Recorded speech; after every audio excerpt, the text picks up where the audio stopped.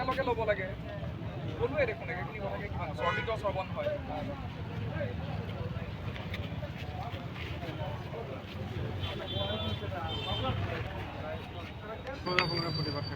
আপোনালোকে নিশ্চয় জানে যে ভাৰতবৰ্ষৰ বিৰোধী দলৰ দলপতি ৰাহুল গান্ধীয়ে যোৱাকালি শান্তিপূৰ্ণভাৱে প্ৰতিবাদ কৰিবলৈ যাওঁতে তেওঁক যিদৰে নৰেন্দ্ৰ মোদীয়ে পুলিচি অত্যাচাৰ কৰি তেওঁৰ ওপৰত বৰ্বৰভাৱে আক্ৰমণ কৰিলে তেওঁৰ নাকে মুখে তেজ ওলাইছে আৰু তাৰ লগতে দিল্লীত ছাত্ৰ ছাত্ৰীসকলে যি প্ৰতিবাদ কৰি আছিল এই ফুলকুমলীয়া ছাত্ৰ ছাত্ৰীসকলে তেওঁলোকৰ নিজৰ অধিকাৰৰ কাৰণে এই যে তেওঁলোকৰ অধিকাৰ খৰ্ব কৰা হৈছে তেওঁলোকে যে নীট পৰীক্ষাটো সফলভাৱে ৰূপায়ণ কৰিব নোৱাৰিলে সুচাৰুৰূপে যে তেওঁলোকে অনুষ্ঠিত কৰিব নোৱাৰিলে তাৰ প্ৰতিবাদত তেওঁলোকে যি প্ৰতিবাদ কৰিছিল তাৰ বিৰুদ্ধে যি প্ৰতিবাদ কৰিছিল সেই ছাত্ৰ ছাত্ৰীসকলকো যিদৰে নিৰ্মমভাৱে অত্যাচাৰ কৰিছে তাৰ প্ৰতিবাদত আজি সচেতন নাগৰিক হিচাপে নগাঁও জিলা আয়ুক্ত মহোদয়ৰ কাৰ্যালয়ৰ সন্মুখত আমি প্ৰতিবাদ মুখৰ হৈছোঁ আমি প্ৰতিবাদত বহিছোঁ আমাৰ এটাই কথা যে এই দেশ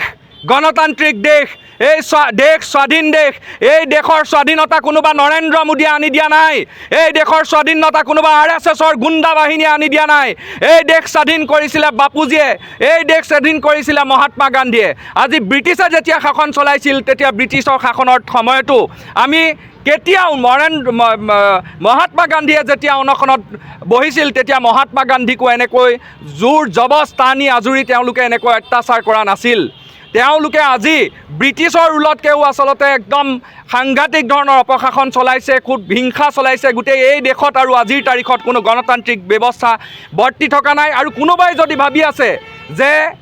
ৰাহুল গান্ধীৰ নাকেৰে তেজ ওলাইছে এইটো ভুল কথা মই তেওঁলোকক ক'বলৈ খোজোঁ যে it's not Rahul Gandhi who is bleeding, it's Indian democracy that is bleeding. It's not the students in Jantar Mantar, those are bleeding, they are bleeding. It's the Indian democracy that is bleeding. আজিৰ তাৰিখত ভাৰতবৰ্ষত গণতান্ত্ৰিক গোটেই ব্যৱস্থাটো নৰেন্দ্ৰ মোদী এই যে আম্বানী আদানীৰ চকীদাৰজনে সম্পূৰ্ণৰূপে নষ্ট কৰিছে সম্পূৰ্ণৰূপে নিঃশেষ কৰিছে গতিকে মই দেশৰ জনতাক আহ্বান জনাইছোঁ অসমৰ সকলো অসমীয়া ৰাইজক আহ্বান জনাইছোঁ যে সময় থাকোঁতেই এই চৰকাৰখনৰ যিবিলাক আচলতে স্বচ্ছাচাৰিতা যি দমন নীতি যি শোষণ নীতি তাৰ বিৰুদ্ধে সকলোৱে প্ৰতিবাদ মুখৰ হওক এই ছাত্ৰ ছাত্ৰীসকলৰ যি ন্যায্য প্ৰাপ্তি এটা যে পৰীক্ষা সুচাৰুৰূপে পালন কৰিব নোৱাৰা ধৰ্মেন্দ্ৰ প্ৰধানক যে নৰেন্দ্ৰ মোদীয়ে যে 12 ইঞ্চি গজাল মাৰি পেলাই চকীত বহুৱাই ৰাখিলে